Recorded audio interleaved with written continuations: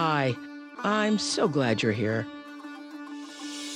The Covenant of Water is truly one of the most gripping, exquisite novels I have ever read, and I've been reading since I was 3. It's my 101st book club pick. I'm so enthralled with this epic story. I think of it as a modern masterpiece. And now I'm excited for you to hear our captivating conversation with the brilliantly talented author, Dr. Abraham Verghese. What an honor to be with you. On this 6-part podcast, we're diving into all 10 parts of the Covenant of Water. That is the best bye Felicia moment I ever read.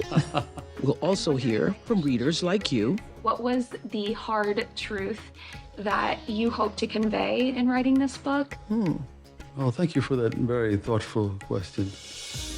Come along with me on a soulful, extraordinary journey through adventure, family secrets, medical mysteries, romance, and finally, the shimmering resilience of the human spirit.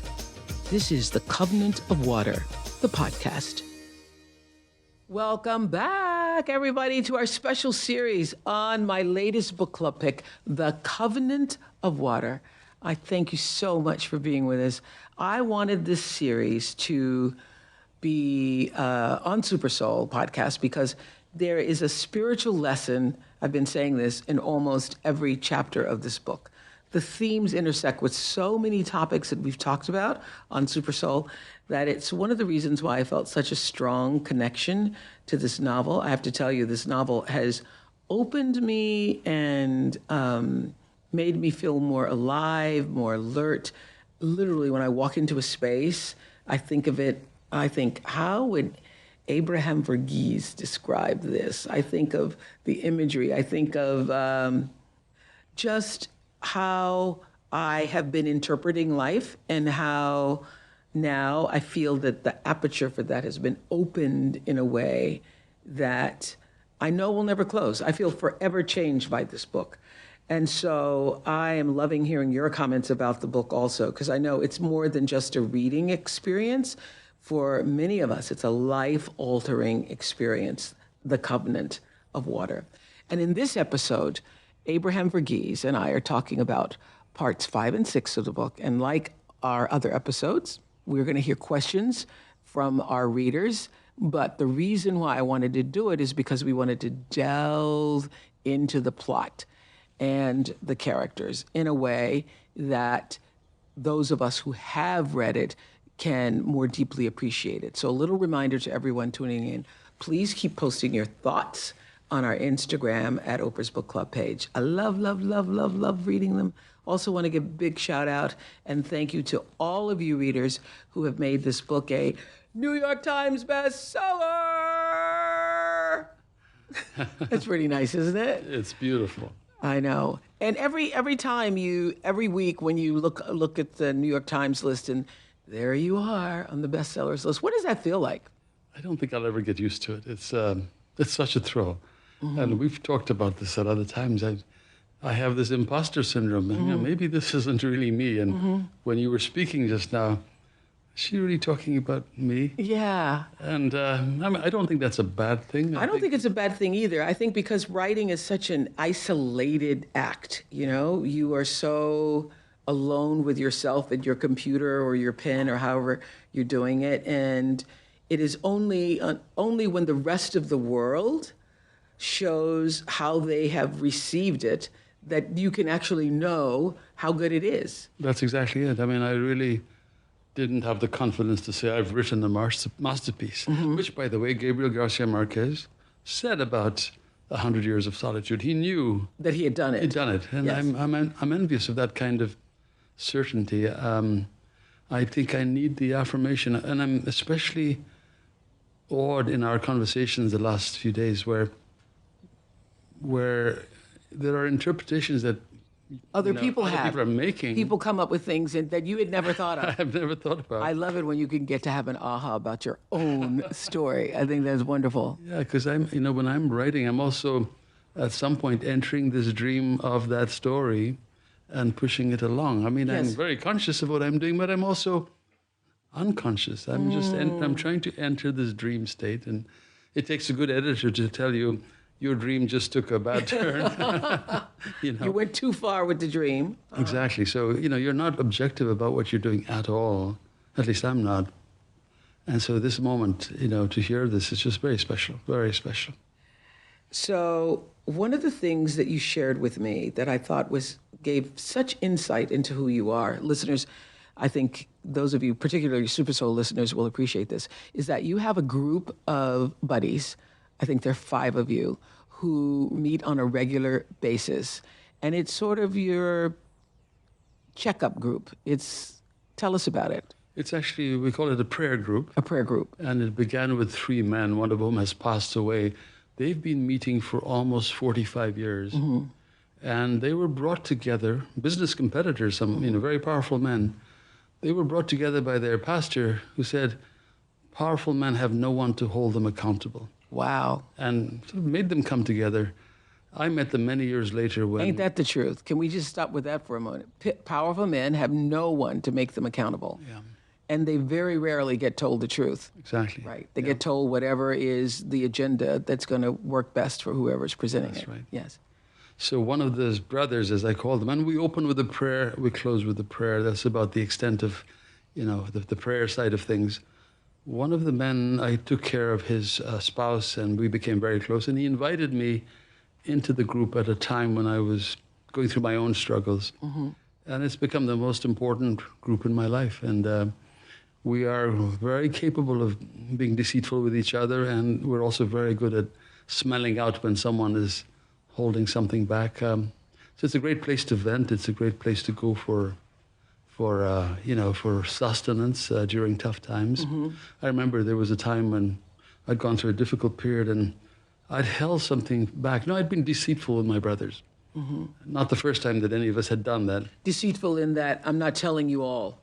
By letting them believe something that wasn't true until it was sort of true and exposed. Mm-hmm. And, I was very ashamed and, embarrassed as to what I would say next to them. And one of them wrote me a fairly scolding email, which I deserved. But then another one called me up and he said in his beautiful Texas drawl, Abraham, we don't meet because we're holy men. We meet because we're deeply flawed men. Mm. What is the most they've taught you? I think that how easily I can be steered in the wrong direction, without being aware of it. And it's only in telling it the way you want to portray it. We're very good at painting pictures of how we think this fact in our life is evolving. And it takes someone who cares for you and doesn't really care if they offend you to call you on it. And so that's been the best thing.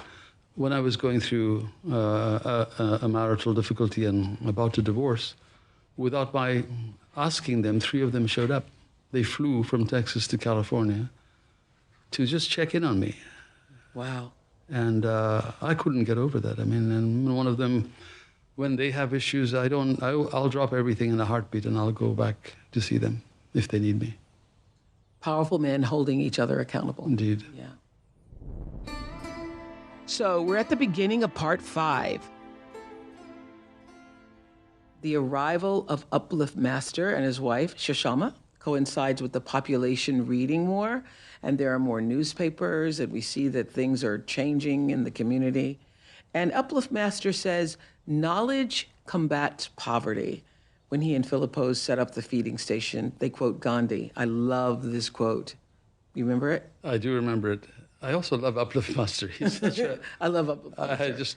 I entertain myself creating him and the things he would come up with. Especially that speech that we're going to get to later indeed. On. Okay. May I just say also, talking about the beginning of part 5, I love the little drawings, the little pencil drawings. I was going to ask you about those. Yeah, so, Well, it's not just there. It's at every part. At every part. Every part has its own drawing. Yeah, every part beginning has its at drawing. the very beginning. Yeah, because when my mother left this legacy of this wonderful notebook in her handwriting, she also had quick sketches. I don't think she spent more than seconds on them. Mm-hmm. But because she had real artistic talents, they came out pretty well. So my cousin Thomas Verghese, spelt with a V-A instead of a V-E, because these are phonetic spellings, I asked him if he would do this, and he's a very talented pencil artist, and these are his beautiful sketches. I wanted to point them out to the listener, and they were very carefully selected with the theme of that section in mind. So how would he do it? He would read each section, or did he read the whole book? He'd read the whole book. Yes, read the whole book, and we'd. There's one which we're coming to further on in the Maraman Convention. Yes.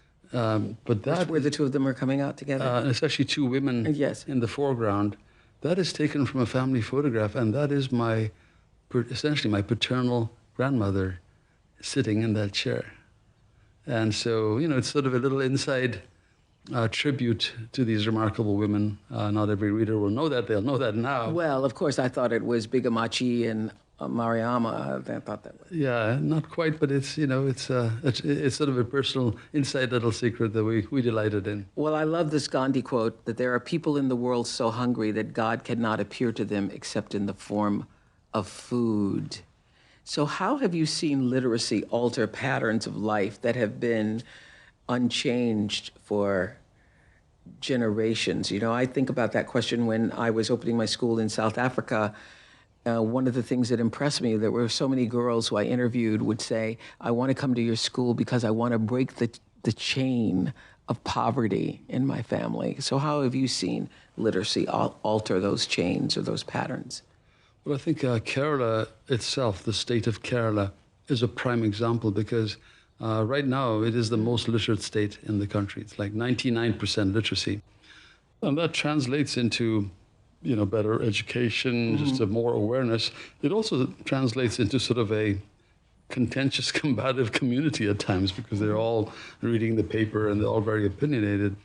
But I think the most important way it translates in medicine for visibly is people understand the notion of prevention. They understand how things are transmitted. And how do you get that information out except through newspapers and so on? So Uplift Master is way ahead of his time. And was he patterned or modeled after someone you knew, or he just came to you? Yeah, I think within the spectrum of Malayali behaviors and characteristics, and there are many. One is to be very critical, another is to be very silent, like my dad. So I don't quite know where I got this, but he's an amalgamation of some of the more delightful qualities of people I've met. Let's talk about silence and the role that silence plays actually in this book, particularly with Philippos and with was her husband Amachin. Yes. And how so many things are spoken that are not actually spoken, that are unsaid in silence.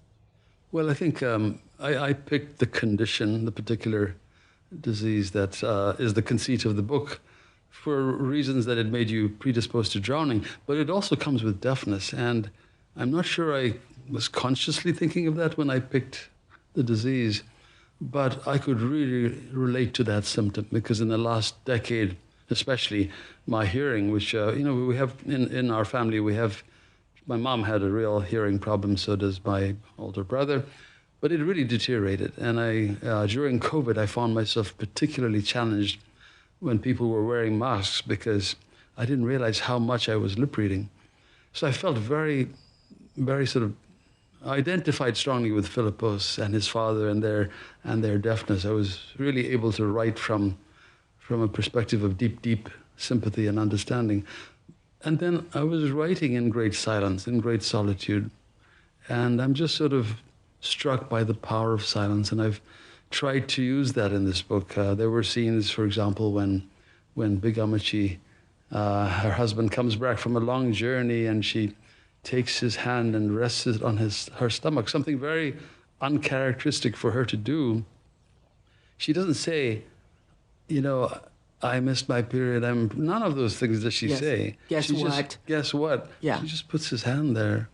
And he has a gasp of surprise, but doesn't have to say everything that you would expect him to say. That's amazing. Neither of them speak in that moment. I know. I think that there's something beautiful about the space between raindrops, the space between words, the space between things. And I think too often in our modern life, we don't give space for things like that don't need to be said. They just need to be experienced. Yeah, I love that scene so much. I actually know what part, that's on page 63, as I recall. Yes. He heads to his bed, too tired to even carry his lamp. She follows him past the threshold of his room. She's rarely in there without his leading her in. She lies next to him. She takes his hand and puts it on her belly and smiles at him. He's puzzled. Then ever so slowly, understanding shows on his weary features, and he smiles. She hears a low exclamation, and he squeezes her to him, but then catches himself, fearful of being too rough in his embrace. If God gave her one moment in time that she could stretch out for as long as she lives, this would be it. Until you just said that, though, I didn't register that no one spoke. No one spoke. I would have ruined it if I put dialogue in there. You know? And I find that in my life, being more silent, being forced into some silence, has made me very, very attentive to the nuances of people's gestures and actions. And, you know, it's very common for people's words to be in conflict with what their body's telling me, you know, or their mannerism suggests. So, yes. How would you describe Bigamachi's relationship with God? Because after Parambil becomes that district village, she's proud of her husband's vision, and she asks God if her husband can see it. And on page 300, you say, generally God is silent, but on this night she hears God speak to her as clearly as he did to Paul on the road to Damascus. Your husband does see it. He sees you. He's smiling. So what was her relationship with God? I mean, it felt like, well, you tell us. I think I was molding her relationship with God on my grandparents especially. But even my parents. You know, my father was helped the priest, an altar boy in a particular church. He got married in that church. His parents are buried in that church, as is his brother. And now from Boston, late at night on Saturday, thanks to the internet, he's watching the service in that same church, you know. There's sort of a faithfulness that is, you know, marvelous. It's also somewhat unquestioning. And so my grandparents, my grandmother, on both sides, they were both faithful. I don't think they ever doubted the existence of God like their grandchildren might have. They didn't always understand God. They didn't especially understand him when tragedy befell them. Yes. But they bided their time and they kept their faith with God. And they used language like this, that God had said to them to do this and to do that. And I think that if you're receptive, then you do believe that you've been spoken to. Absolutely. And so I was conveying that, you know, as earnestly as I could. In my mind, Bigamachi, God doesn't speak to her very often, but when he does, it's crystal clear. When Philippos goes off to school, he not suddenly, but he learns something about himself. And you write, deafness, that word feels like a cudgel blow to the back of his head. Call him inattentive. Say he's unfit, unmotivated, but not that. I'm not deaf, he's saying to himself. Why was it so interesting? Because you just revealed that you have had hearing loss over the past decade. Was it difficult to admit that at first, or to say that out loud at first? Yeah, I think it was very difficult. For you? For me and for, I think, anybody with hearing loss. You know, as a society, as we age, our vision changes, but we all accept that. Right. You know, but some degree of hearing loss is probably just as common. But for some reason, it's a bigger blow to our vanity to admit that we have hearing loss. And mine came fairly early in life. I was in my late 40s, 50s, and I had to acknowledge that I couldn't hear the back of the lecture hall when a student said something, but others could. And so then you have to wear the hearing aids. And I spent a lot of energy, I think, even with hearing aids, trying to act like now I'm on par with you because I've got these aids. But you know, the human ear is an absolute miracle. And when there are 50 people talking around, I can focus on you with normal hearing and filter that out without even thinking about it. And, the best a little hearing aid squeaking in your ear can do is imitate that with a degree of crudeness that doesn't quite come close. And so I found personally, I was spending a lot of time and I was investing a lot of nervous energy in trying to pretend I wasn't struggling. So, all right. So there's some of your story, and Philippos' story. It's one of the few instances where I really feel like I inserted my story into the book. I mean, I resist it when people tell me I did that elsewhere, but there you did. Yes. You were Philippos at the back of the theater, at the back of the classroom, not being able to hear what was being said up front. Yes. Yes. So why was Philippos so resistant to the truth about his ability to hear? I think it's the nature of hearing loss. It's the sense that, this is not my feeling. This is because you're not speaking loud enough. You're not speaking clearly. You muffle your voice. In fact, my sons famously will tell you that I told them for years that they are not speaking clearly and they're not speaking loud enough, which is my way of dealing with the fact that I couldn't Yeah, it's hear saying them it's clearly. your fault, not It's your mine. fault. You need to speak. Well, it's interesting that he said, call me inattentive, say I'm unfit, say I'm unmotivated, that I'd rather be called many other things, but to call me deaf. What felt like, for lack of a handicap, right? Well, the word deaf is really quite loaded in any community, but the translation of deafness in Malayalam is, it implies that you're more than deaf. It almost seems to go with deaf and dumb, So there's a pejorative aspect Oh, to I see. I now that I just term. got it. Okay. I think it's probably true here also. There's an implication that these people are other in some way. When, being part of the other now, I feel I completely understand why there's, sensitivity around that. So hearing impaired is great. It doesn't restore your hearing, but it makes you feel a little better about what's going on than to be labeled deaf. I love the moment when he is actually able to confess and he goes to the bookseller to give up his books because now he can't be in college anymore. And he makes the confession and the bookseller listens to him. He confesses and didn't even know he was going to do that. Feels better afterwards, just as you were just sharing. And the bookseller goes on to say something so powerful that success is not money. Success is you are fully loving what you are doing. You say it in his voice. Yeah, you got to say it with the Yes. accent. Success is not money. Success is you are fully loving what you're doing. I love that. I've had such fun doing the audiobooks for phrases like that where I was pretty Yes. sure I could do that better than Anybody? most other narrators here. Absolutely. So when did you learn these lessons yourself? When did you learn that? Oh, Oprah, I think I learned them painfully through life, How else does one learn anything except by, I know. by being, by tripping up on your own mistakes? But you already knew it because you had shared with us at the beginning of our conversations that you recognized in the medical profession that choosing infectious disease, you were not going to be like a lot of the other doctors who had their own private practices or who were surgeons or neurosurgeons, and that you weren't going to make money looking at infectious diseases. Yeah.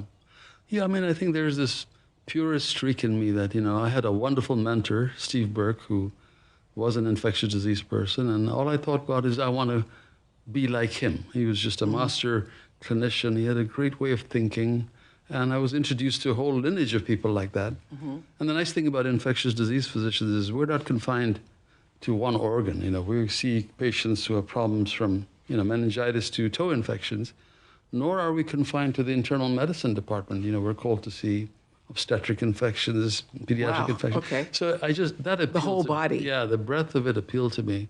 And the purist in me thought, I'm going to follow my passion. I've done that all along. I'm going to do it now. And I don't regret it. I mean, so I may have regretted it when HIV came along. Everybody looked at you like, you poor sucker, you picked the wrong field, I picked the right field. I wouldn't be here talking to you had I picked some other field. I might have been rich. I might have, have a great equity and retirement prospects. I wouldn't be here talking to you. Well, I'm glad you picked the right field. I'm glad I picked it too. On the train back to Parambil, Philippos sits with a group of people, and they're from a variety of castes.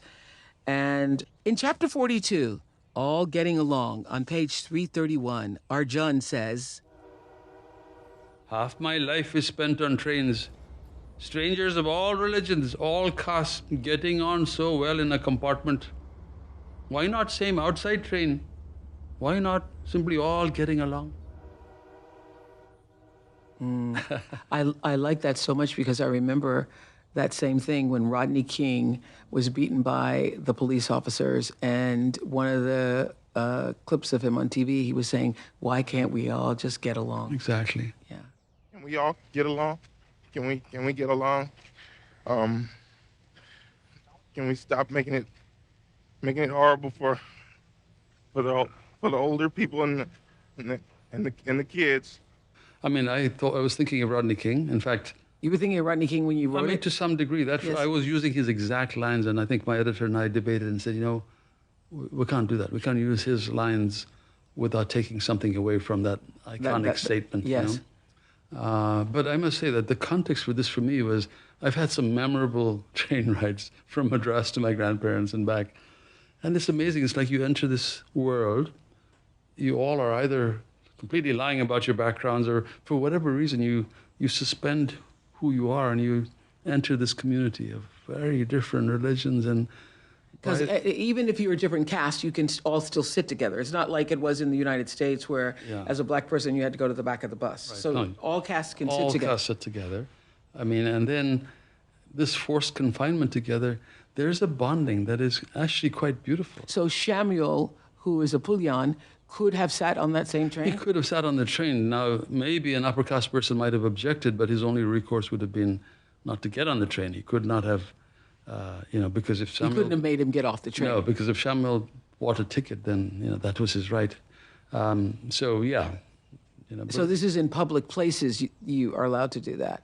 And yet Samuel wouldn't come into the house. Well, so, so Samuel and Philippos is going on a train in a slightly different time period than when we first meet Samuel. But Samuel could certainly have gotten on the train, yeah. Okay.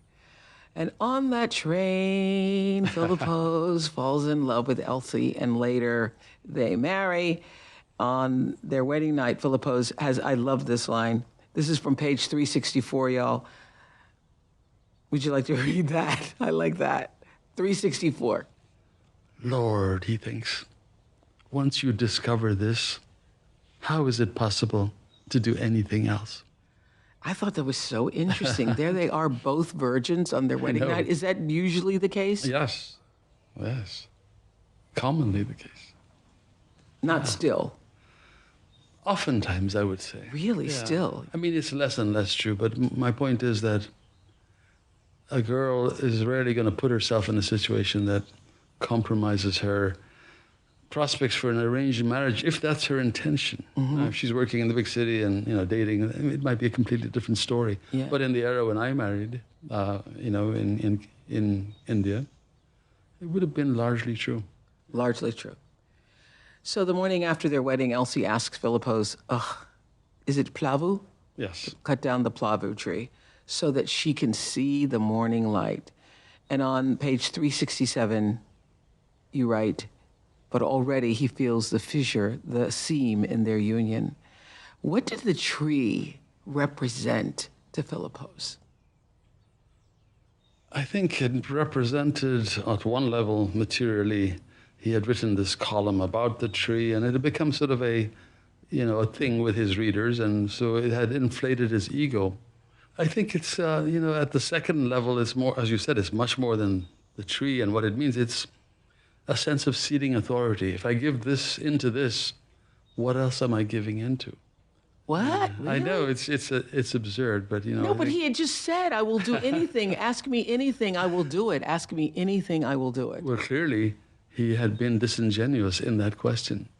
He had wanted to say, ask me anything, but really, ask me for something that'll make me look even grander in your eyes. Okay. Instead of, That was his intention. ask me anything, it might really cost me.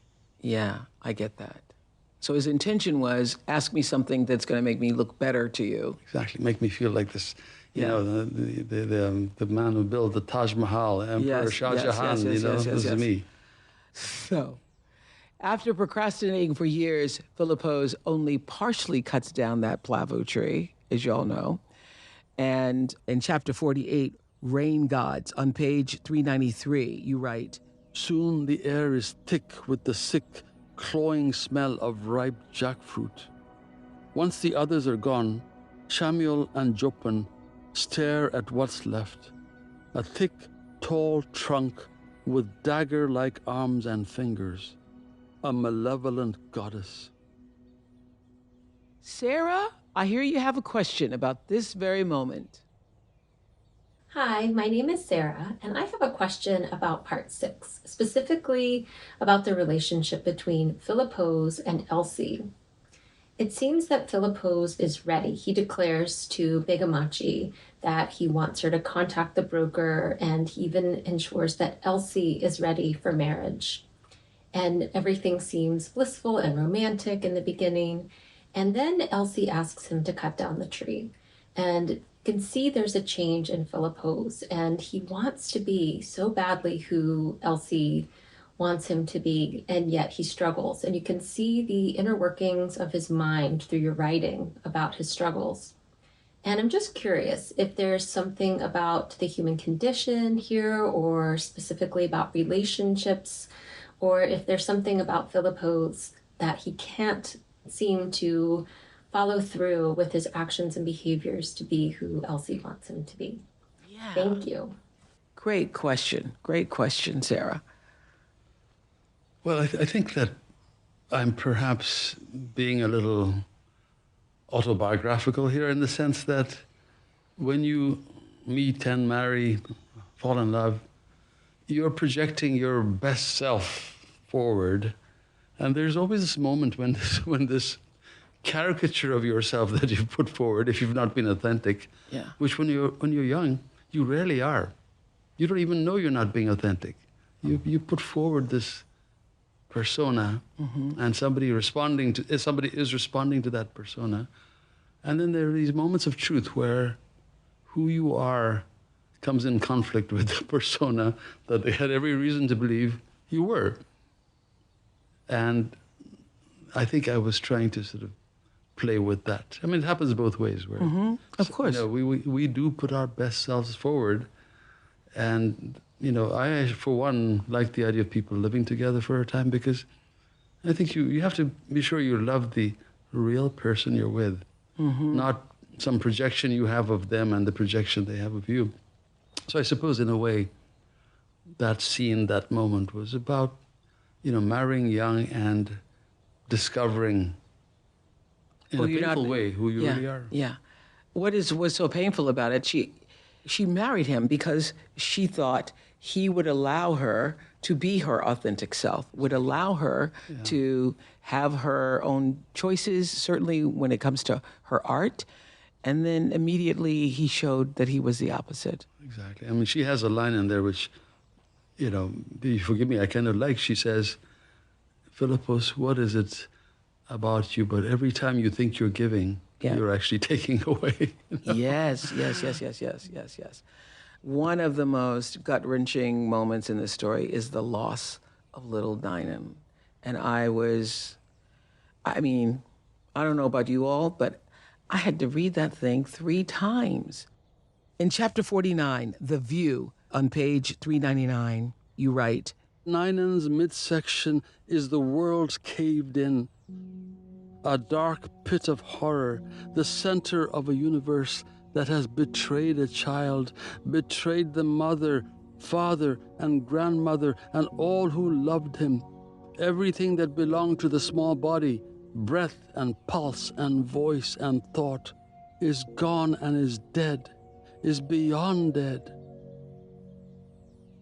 One of the things I'll never get out of my mind is this image of Philippos jumping from the tree and running on his broken ankles with his son's body. Dorian, I heard you have a question about this and death. Hi, my name is Dorian, and I truly enjoyed reading this amazing book and getting to know all the complex and unique characters. What was difficult for me as a reader was when these characters, oftentimes tragically, die within the book. I was wondering, as an author, how do you go about this process? Do you know in advance when your characters are going to die, or do you figure this out as you're writing the book? Thank you. Thanks, Dorian. Yeah, that's a great question. I think what I do know is if I'm writing about 3 generations, since life is a terminal condition and we're all mortal, I do know characters are going to die, but I didn't really know when or exactly how or whether they die prematurely. So a lot of this seems to come to me as I'm writing. And, I think I wish I had kept better track of when these things occurred. I didn't know Oprah was going to ask me or her readers. But my sense is that it had happened organically. I was aware there was going to be a rift in the marriage. I was aware. Because there needed to be a rift in the marriage. Although if the marriage is just perfectly fine, then why are we reading it? Yes.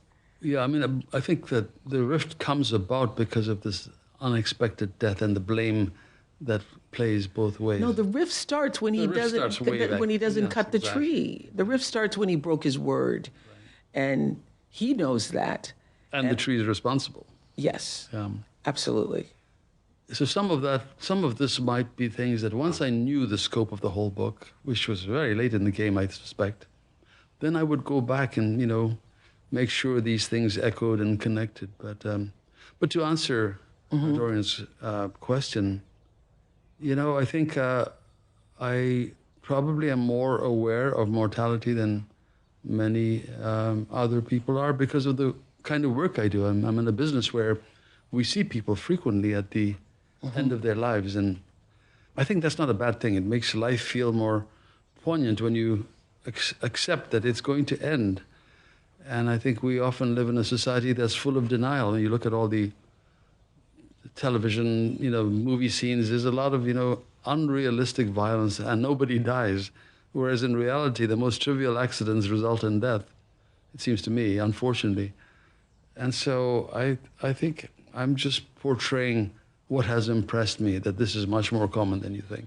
Well, and also, when my best friend Gail was calling me and saying, I can't believe JoJo died, and now 99, I said, they have the condition. You were told at the beginning of the story that every generation has had a drowning of some kind. There's been some accident. So to be surprised that it's happening to me is like, well, we know the condition is going to affect people somehow. And I think we all thought, it means you have to actually be in the water.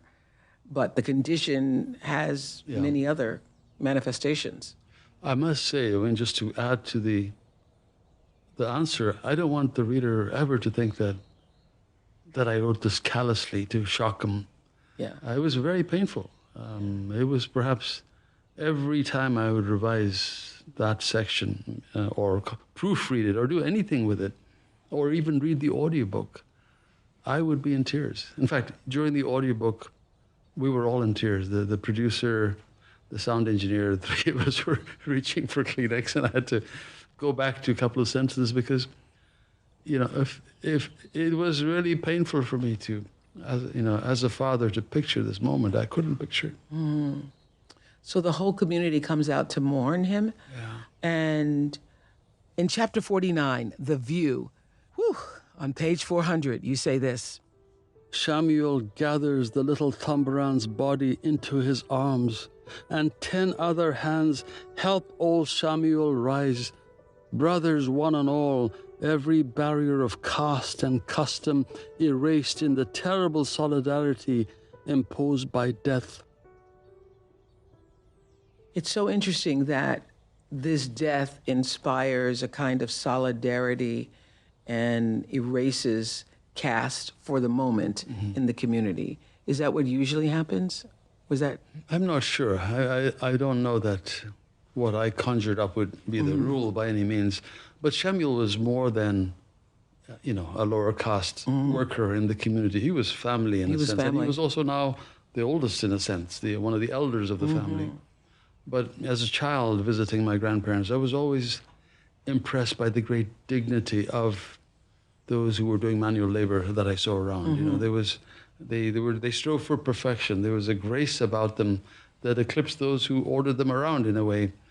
And so as I began to develop this character of Samuel, in that scene, it just seemed organic that he would gather this baby. He would restore some dignity to the indignity of this terrible, terrible tragedy. And that would move me more than anything, almost, to that image of him. I know. The broken body and the unbroken old man marching back as though he's wearing ceremonial uniform instead of this rag around his waist, because they caught him at a odd moment, and well, it just seemed right. It just seemed right. As a writer, there are moments when you come to something and you know it's right. Yeah. We also don't know know in why. that moment when Philippos jumps from the tree and breaks both of his ankles and is running with the body, he's never going to be okay. Or what it's going to take for him to be okay. Right. Yeah. He's shattered because he knows it was his fault. Yes. And it was his fault. He doesn't know at that moment. He blames his wife, But he blames his wife because he knows it's his knows, fault. exactly. Does he not? Exactly. Yeah. Okay, so, yeah. Let's move on to part 6.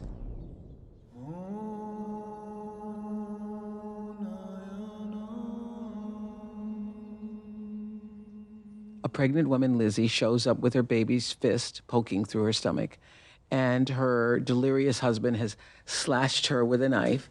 Another image readers will not forget anytime soon. Where did that come from? That little fist poking out. Had you seen that I somewhere? actually know, but I have a story about that. Okay, good.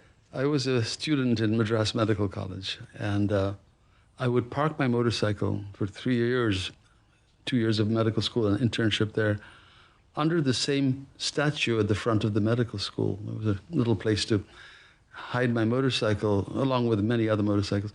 There was a statue there covered in pigeon droppings. I never paid any attention to it or who it was about. And as I was researching this book and looking up something about the medical school, come to find out this was a very dynamic surgeon of that era, an Indian in colonial times, who was the best surgeon around. And even the governor, the white folks would all want him to do the surgery. He had a Rolls Royce before anybody else had a Rolls Royce. He had this in-your-face quality about his skills. And the legend has it that he was called to this outside emergency room or casualty where a woman had been stabbed and a child had the hand sticking out, and he grabbed a cigarette. So that is a borrowed scene, if the story is true. So that's one of those things you put in your back pocket and you just held there. Oh, yeah. And you just held that memory I there. just held on to that. Held yeah. that memory. Okay. After Ninan dies, Elsie leaves Philippos, you all know this, to live with her father. And may I just say, this was one amazing bye Felicia moment. In chapter 49, The View, on page 403, you tell us, in the next instant, she looks right through him. Just as for years she looked through that plavu, pretended that its ugliness wasn't there and that her view was unobstructed. At that moment, she has made him vanish, wiped him off her canvas, so that what's left is a smeared surface that holds the false lines, the figure that did not come out right, the erroneous strokes of a marriage, and a whirl botched beyond repair, and not what she ever imagined. She brushes past him, bumping him aside with her shoulder, the hollow, invisible, less than ordinary man, the husband who isn't there, as she gathers a few things. He hears doors opening and closing. Then he hears her say to someone, "Let's go." That is the best bye Felicia moment I ever read. What did you call it? Goodbye, Felicia. That's a common expression. Wow. Goodbye, Felicia. Yeah. I gotta remember that. Bye, Felicia. Bye, Felicia.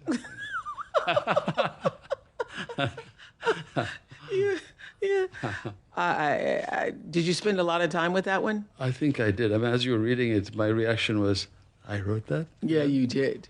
You did. And but it, as I said, it doesn't come out in one pass. It's Right. many, many, many, many passes. Bye, Felicia. Bye, Felicia. You out of here. Brother, I'm gone. That is, no, I mean, it's just really, if it was a song, Beyonce Talk would to be the sing- hand. Yeah, talk to the hand. Talk to my hand. No, I think, what is the line? At that moment, she's made him vanish, wiped him off her canvas. Wow.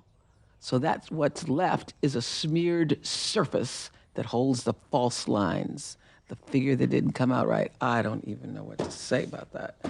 You can write. You can write. I don't know what to say about that, but I did it. You did it. Yeah, but many revisions, but it came out there. Did you ask yourself, or ever in this writing process, that if Philippos was going to survive the addiction? Because after this, he's into his addiction. Yeah, I knew that he had to come back whole in some way. Mm-hmm. I didn't know it very clearly till I had the whole structure, but I think I did know that he had to redeem himself. You know, he had to eventually atone for being such a stupid ass, you know, in his marriage, in his life, you know. Yeah. Well, I think, Karen, you have a question about this.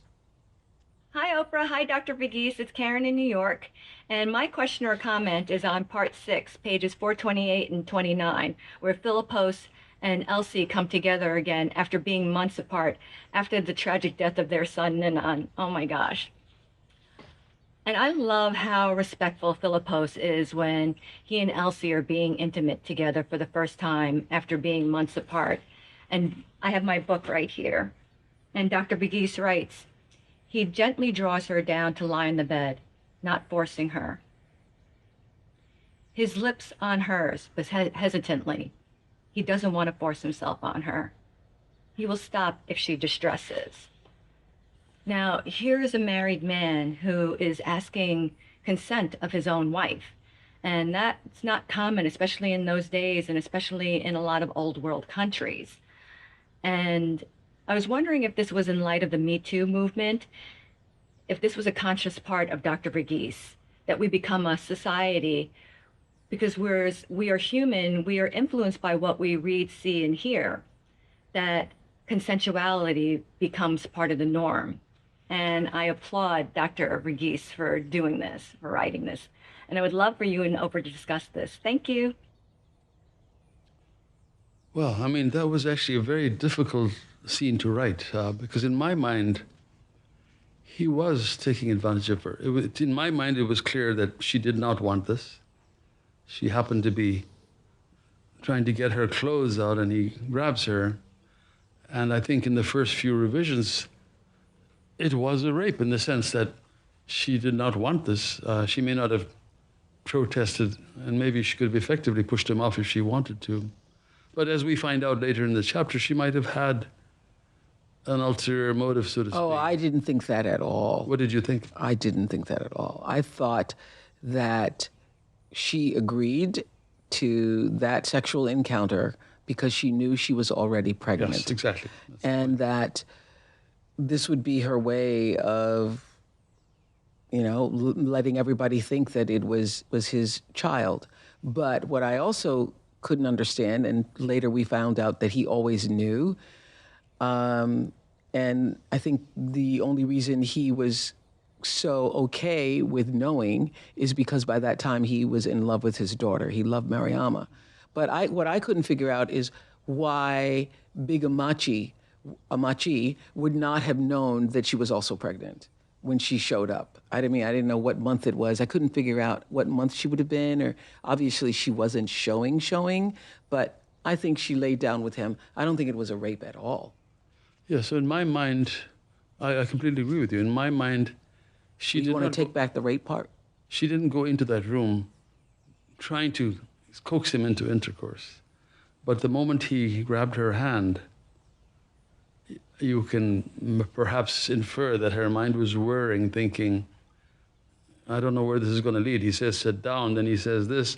But if it happens, since she's just come to realize she's pregnant, it's not a bad thing. Right. And he's still her husband. And he's still her husband.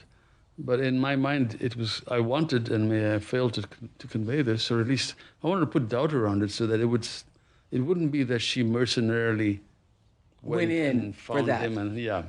So I had to write this many different times because, I had some of my women reader, editor, advisors who felt it was a rape scene. And it was not my intention to have him rape her. It was more like he was drug-addled and he's lustful, and she is conflicted, not sure whether she wants to say no or let it happen, and so she kind of lets it happen, is how I meant it. Well, okay, I thought you just said it was rape. Did I not hear you say that you thought it was rape? When I initially wrote it, it was meant, it came out strongly as a rape scene. Okay, it was initially rape. You're was not saying that initially- it's rape now. It's not rape now, but it's not as though she explicitly consents to this or came seeking this, There are signs He of cups her breasts, circles the nipples with his fingers. He can hardly contain himself. Her eyes are closed, tears leaking from the corners, and he understands. She's crying, okay, in that moment. He thinks she's crying because, oh my, she's missed me. She wants to be with me. She's, this is going to be an amazing moment. Because how can this not remind them of Ninan? She doesn't resist, nor does she reach for him as in the days of old. And then he thinks, it's all right, my love, it's all right, I'll do all the work. Isn't this what we need? The balm of Gilead, the cure for what ails us. That doesn't feel like rape at all to me. But we're in his head, this guy who's hooked on opium. So he's a bit of an unreliable narrator. This is how he chooses to see it. Okay. This is what we need, We're not in her head, so we don't really know what she's thinking, and the reader has to infer that. Okay, so once you're in his head, you don't have to go to her head. Is that what? Well, I mean, I haven't at this point. Yes. So the reader's left with that information, Yes. Okay. So at one point. Also, I'm not in as much control as I think or you think in terms of what the effect is going to be on the reader. You can clarify this for us. Did Elsie know she was already pregnant when she had sex with Philippos? In my mind, yes. Okay. Yes. But to answer the earlier part of your question, Big Amachi didn't necessarily know. Big Amachi would have suspected when Elsie gives birth, just by the timing of it being a little earlier than she had anticipated. Mm-hmm. But she certainly didn't know when Elsie walked in to the house, nor did Elsie know. Only by being delayed by that long during the monsoon did all this become evident. Mm-hmm. So, All right. But earlier, when she's pregnant with Ninan, Big Amachi says, when she goes off to see her father, she chastises Philippos for saying, didn't you know she was with child? yeah, I mean, perhaps she would have spotted it, but that's still a little bit later. You at least have to miss Okay. one period, and Yeah. before you start getting discoloration of your cheeks. And there's a few other telltale signs. So I think even that comes a little bit later. Okay. Elsie gives birth to a healthy girl named Mariama after the baby's grandmother, Big Amachi.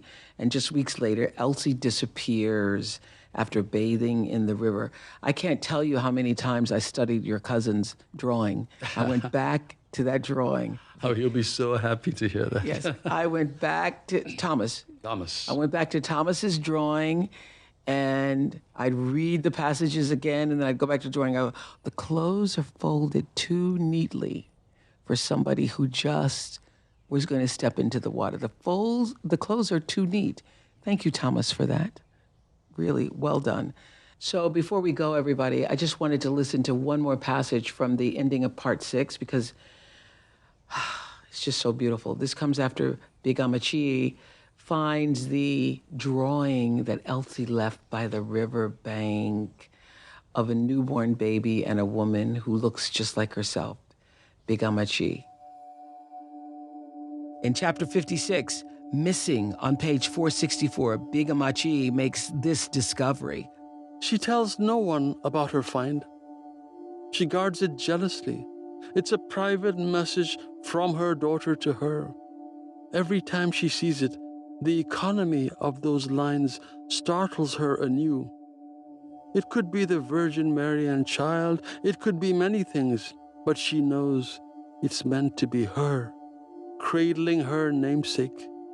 she never sees Elsie in it. That rectangular sheet of paper holds the round world and its imagined corners, the remembrances of the disappeared and the dead, and the beating hearts of the faithful who pray each night that God's will be done, not knowing what that will be. You'd think that would be the end of the story, but no, there are 4 more parts. Part 7 and 8 in the book is coming up in our next episode. So thank you, readers, for your great questions. Bye, everybody. The Covenant of Water. Ooh, child. I know this novel has made an impact on everyone who reads it. I'd love to hear your thoughts and how it has impacted you. Find us at Oprah's Book Club on Instagram, Facebook, and TikTok, and check out Oprah Daily for even more about The Covenant of Water and author Abraham Verghese. A tale that leaves its imprint on a listener. The Covenant of Water audiobook is narrated by the author, Abraham Verghese. It's available now wherever books are sold. Until next time, goodbye, everybody.